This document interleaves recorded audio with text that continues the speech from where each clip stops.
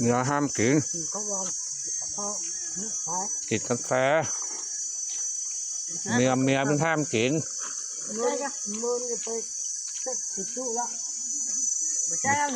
แม่นะก้าเมียใจไปฟังก่อนทำโบ